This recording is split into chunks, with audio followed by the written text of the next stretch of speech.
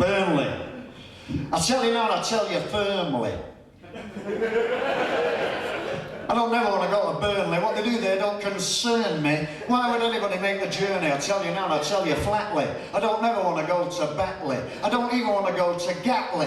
Where is that place exactly? Do I want to go to Reddish? I wouldn't be in a souped-up sheddish. What am I, some kind of nebbish? No, I don't want to go to Reddish. I tell you now, and I tell you briefly, I don't never want to go to Keighley. I tell you now, just like I told Elsa Lanchester, I don't never want to go to Stoke Newington.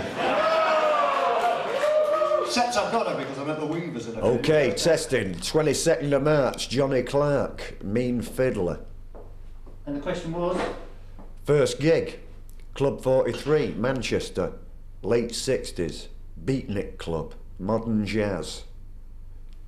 I was a child prodigy then. The only man in the room without a beard. And how did you go down? Very well, very encouraging. Can you remember your first set? And was it poetry rather than?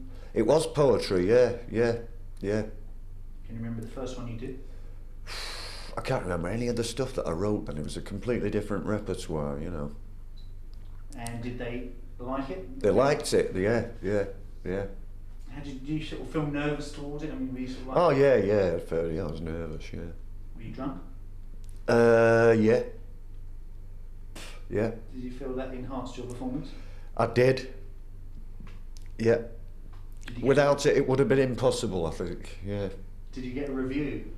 I did get a review, yeah. I got a review in the Manchester Evening News, and again, it was very favourable. Very good, very good. In fact, you know, the main act on that night was Roland Kirk. I don't really ever remember a guy called Roland Kirk. He used to play 3 saxophones at once. Big mouth. Oh, I'm glad it was his mouth. I thought he was a contortionist or something like that. What about your first musical gig? First musical gig, the Buzzcocks, I guess. Yeah.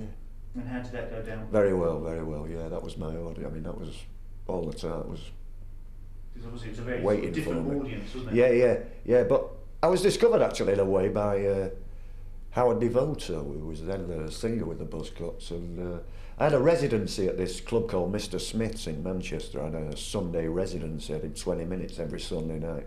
And that was a kind of nightclub where you had people like Matt Monro and Shirley Bassey were the main act, you know. In fact, even one time we had Jack Jones was on.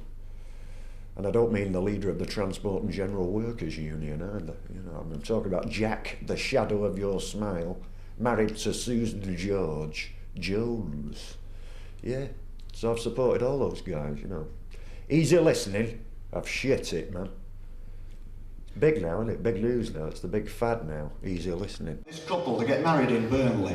They go on the honeymoon, check into the Bull and Royal Hotel, Clitheroe, because they're not rubbish.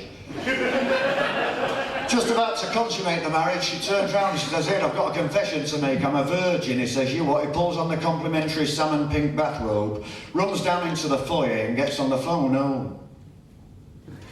So his dad answers. He says, "Hey Dad, what am I going to do? She just confessed to being a virgin." He says, "Pack your suitcase and come straight home. If she's not good enough for her family, she's not good enough for ours." Anyway, here it is, ladies and gentlemen. It's been a long time coming.